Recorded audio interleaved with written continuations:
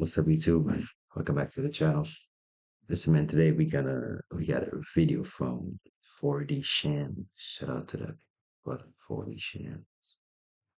Great channel, make great videos. Today we have a little disturbing video. And the title says obsession with black man with the Negroids. Yeah, I don't know. They always been obsessed with the Negroids. I don't know for what reason. I think I know. I just want to say, but we're gonna get into it. Hope you enjoyed the video. Leave a like, comment. Let's get into it. And shout out to the people that have been showing love to the videos. Thank you a lot. It means a lot to me. Let's get into it. 6'7", 313, extremely long arms, underclassman, still 20 years old. He flashes. Look at the lower body, just huge. He's got dancing feet with that lower body. It's unbelievable. Look at the body. Look at that bubble butt. Look at that. What? I wasn't expecting to hear that. I'm just coming into this video open-minded, trying to see what's going on. Why is you already looking at his butt? I swear some of them boys just weird, bro. Look at that bubble butt. Is that not a crazy statement? Thighs. I mean, that's their power generators right there. And this next clip is even crazier, but the audio is a little muffled, so you really got to pay attention. 5'9.5", 210. 5'9", 210. 441. Okay. 9 3-inch head. 8.5 inch. That person you just heard talking is Jerry Jones, the owner of the Dallas Cowboys. I understand knowing the stats of your players, their height, their 40 time, their wingspan, but why do you know their meat size? What am I missing here? What type of freaky operation is the NFL running? One of the things LeBron has, and I've never seen anything like it, is intuition. If he was a sea captain and he was in control of the Titanic, it would have never hit the iceberg. I've never seen a guy that can see problems before they happen. There's a time where you understand that you can show respect to another man and show a man, respect upon things that what type of man he is, but there's a point where you cross the line and you get too deep into something different where it might question your sexuality. I feel like a lot of the times that's what a lot of them boys do, man. They get too obsessed with another man. Too obsessed. You can show love, like I said, but it's not that important to do a whole bunch of extra stuff. That's what I think it is. But let's get into it.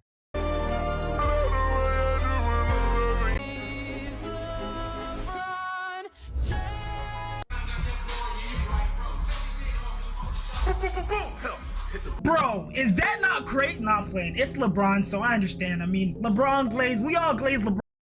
Listen, I understand that you may be a supporter of a man for real. In all honesty, show love, right? But there's a point where, you as a man, there's certain things that you shouldn't do, shouldn't take part in. And what we've seen from these young fellas over there is that's unacceptable.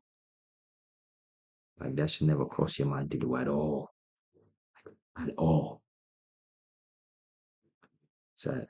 But let's continue. LeBron, for real, is very justifiable. He probably wouldn't have crashed the Titanic. But no, seriously though, all jokes aside, today we're going to be talking about the fetishization of black men. And honestly, this still sounds crazy to me, even though I'm the one saying it. But recently there's been this trend on social media where these guys are basically fantasizing about a big black man attacking them and them having to defend themselves and stand up against this big black man that's going after them. I know this sounds crazy, but just watch. What the fuck? Back. When the 6'6" dreadhead starts squaring up because I was running my mouth a little too much. Well, I won't back down. And bro doesn't know how to shut up, so now my 5'10" ass gotta dance with the 6'5", 250 and lean dreadhead. When the 6'5" dreadhead starts squaring up because I was running my mouth a little too much. And I'm sure you've all noticed they're using the same song with the lyrics, and I won't back down. So they're basically just trying to say that they're not scared, they're not intimidated by a black man. Which, I mean, for you to even be thinking about this type of scenario unprovoked says a lot about how you feel about black men. When the 6'5", 250-pound dreadhead lays my boy out and the 9 jams. POV, you're a 6'5" nonchalant dreadhead. I want to work with the nonchalant dreadhead. No, I'm gonna work with the nonchalant. Oi, Baca. When the 6'4" dreadhead squares up because I said the no word too many times. When the 6'4" dreadhead starts squaring up because I said my favorite word too many times. What plays in my head while the 6'7" they keep getting taller. What plays in my head while the 6'7" dreadhead squares up because I said my favorite word too many times? It's an A, not an E, buddy. Okay. When the 6'6" dreadhead squares up because I said my favorite word a few too many times. When the 6'4" dreadhead squares up after I said a no word too many times. When the 6'4" dreadhead starts gripping his waistband after I use my favorite word too many times. So we got some people just being racist because why are you using the N-word to begin with? Because that's how they truly feel about the Negroid. It's not for their own pleasures to look up down upon the Negroid. That's what it is. And that's just who they are.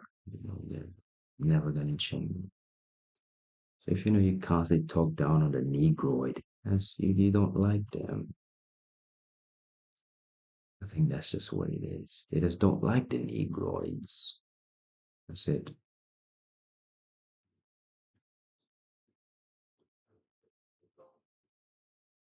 And then we got some people being racist and they want to get into an altercation with black men and possibly be able to use their 9.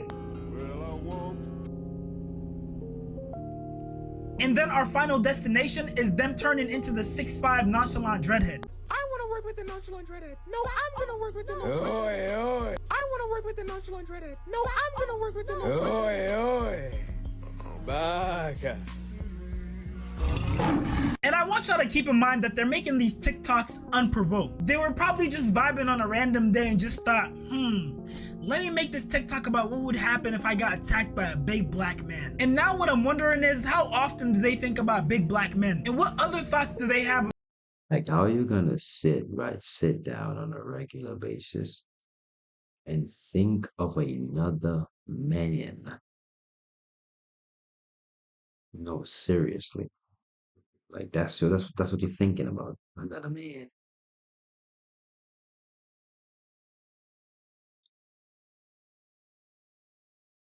About big black men? Do big black men haunt them in their nightmares? When they're walking with their girl, do they think, oh, what would happen if a big black... No, I'm playing. Let me stop.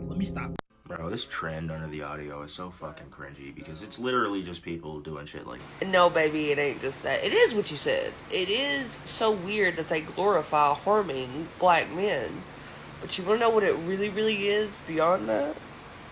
They're attracted to tall black guys. And they're so attracted to them that they have to misplace them. Because they can't admit to themselves that tall black guys are their type. So they have to change the attraction into anger. See, you see some of them boys just, yeah, like straight, you. That's what it is. There's no reason why you're so infatuated with another man. Like I said, we could show respect and show love, but there's a limit to that. When that's all you want to talk about, you like that a lot. Let me say something that's probably gonna a lot of them, the Caucasoids, a lot of them have this fetish in their head about the Negroids sleeping with their woman, right? And something about it turns them on. I don't know what it is, because I don't think like that, right? A lot of them like being cucked, right? By Negroids, right? Piping down his wife. That's a real thing. It's more common than you would expect. But trust me, it is real. Right? I feel like that's where a lot of the dislike becomes something. because they fantasize about it, just don't want to bring it into reality because they might be judged for what they like. Be yourself, not trust me.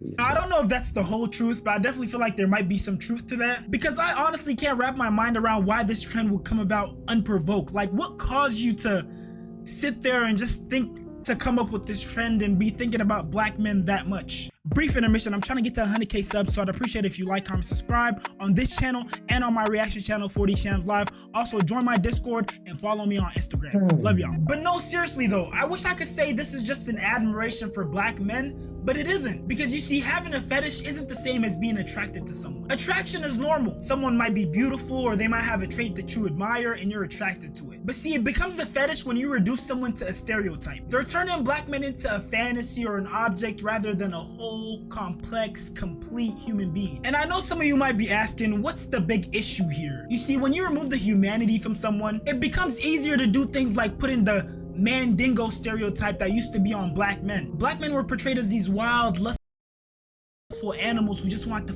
everything. And I know this might come off as a stretch to a bunch of people, but even things like the original King Kong movie might have possibly played into that stereotype, especially considering the era that it came out in. A group of white men, accompanied by the quintessential white woman, traveled to an uncharted island inhabited by native savages who worship a giant black beast named Kong. The men capture the beast and bring him to America in chains. We'll give him more than chains. He's always been king of his world, but we'll teach him fear. Sound familiar? Not long after, the beast escapes his captors and steals the woman.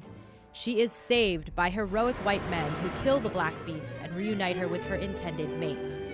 Whether Cooper intended to or not, Kong can be interpreted as an allegory for the American slave trade and interracial relationships. And in modern times, the mandingo stereotype has turned into the Tyrone stereotype. You know, this black alpha male who's just going around sleeping with people's wives and is super promiscuous. And one of the things that really played into these stereotypes and made them worse were adult films. They were literally playing out certain people's fantasies of a big black man, you know, taking advantage of a woman or being promiscuous, sleeping with someone's wife. Just some really It's my thing, understand that a lot of times, the Negro is like some of them, I'm gonna say like a lot of them like white boys like would love for a Negro to come to his house and sleep with his wife.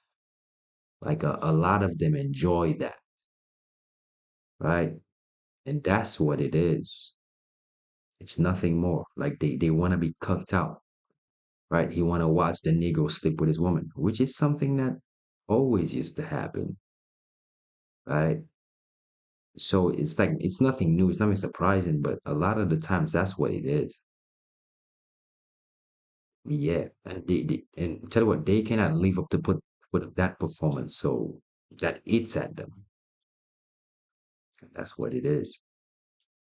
sick stuff. This may be surprised, but if you ask me, white men probably fetishize black men's bodies the most. Although not always sexually from a space of gratification, but through this vicarious consumption of black men's bodies. We see it mostly to me in sports, but also in porn, in the arts, etc.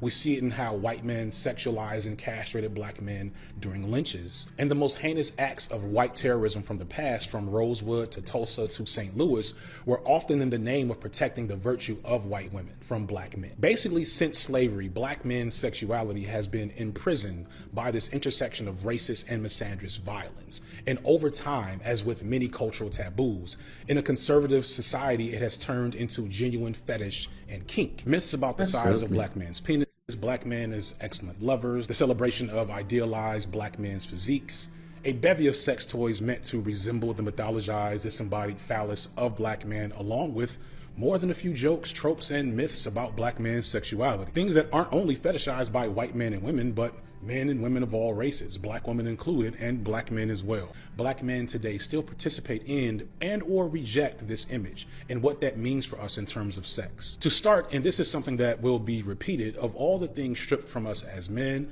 this Mythology is one thing that, while distorted, we still have some level of agency over, and in many ways, it's a key component to some of us finding avenues for success and personal capital through our art. And I know some people might be wondering, what's the issue here, bruh? It sounds like you're suffering from success. Well, the issue arises when everyone starts trying to fit you into a box. People start thinking that every single black man is supposed to be super tall, super muscular, and have a super huge you know what. And yes, those stereotypes aren't as harmful, but there's the other stereotypes of black men being super aggressive, violent, that also end up being paired with those stereotypes. And so when people believe one, they usually believe the other as well. And this doesn't just apply to black men, it also applies to black women. For example, for a very long time, a lot of people thought that the black woman is somehow much tougher than every other woman. They just assumed that black women were less fragile, they're able to endure more. And that stereotype ended up growing to the point where it started affecting black women in health. Because certain doctors thought that black women were tougher, they would do things like give them less pain medication or not give black women the same care they gave to non-black women. Black women are more likely to die or have complications during pregnancy or childbirth. So let's talk about it.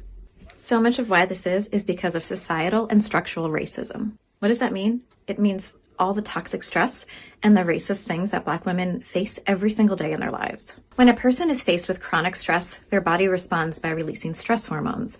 We know this. This is a medical fact. This is not open to interpretation. So imagine being a black woman constantly exposed to racism every single day. So where does that leave us? Black mothers are more likely to develop preeclampsia, diabetes, need to deliver by C-section, have babies that are born small, and much higher rates of preterm or premature birth. Trigger warning. The risk of a black woman dying in childbirth or shortly after is 3 times that of a white woman. Maternal mortality increased by 14% in 2020, and black women were disproportionately represented in those numbers. In 2019, 754 women died in childbirth. In 2022, it was 861. And though black women only make up 13% of the population, about a third of those women were black women. I hope you learned something from this video. And here's a little cheat sheet if you're ever wondering, am I appreciating or fetishizing? Would I still be interested in this person if they weren't black, Asian, Latin, or whichever POC you're interested in? Do I know anything about them besides what turns me on? Have I ever reduced their identity to a joke, emoji, or... Well, you gotta understand the society you live in is an over-sexualized society. So, a lot of the times in the lens of people have, they only see things on a sexual level. It's not on is this person a good person, on morality and character traits. It's more on this, okay, how sexy is this person?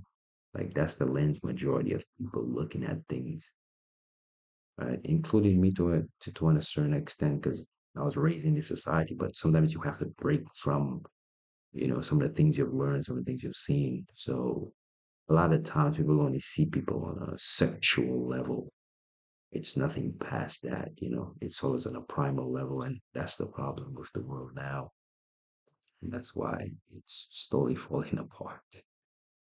stereotype? If the answer to any of these questions is yes, then you might need to take a little time to reevaluate. If you made it this far, I appreciate you so much for watching. Go ahead and like, comment, subscribe, and turn on post notifications for me. And if you want to join the 4D fam and be a part of 4D world, go ahead and join my Discord channel. And if you didn't know, your boy definitely knows how to put that shit on, so go ahead and follow my Instagram. I'm gonna be dropping heat on there very soon. All links are in the description below. Again, I appreciate y'all for watching, and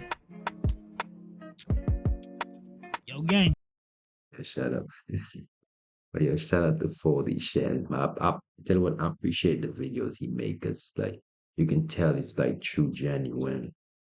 It's from the heart, So he means what he say, and he put time into the research that he do to present it to the people. And I just wanted to say thank you, brother, for putting all this work and being able to, do such a great video.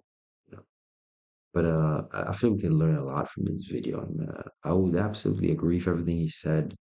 Especially the big part upon the fetishization, if that's how you say it.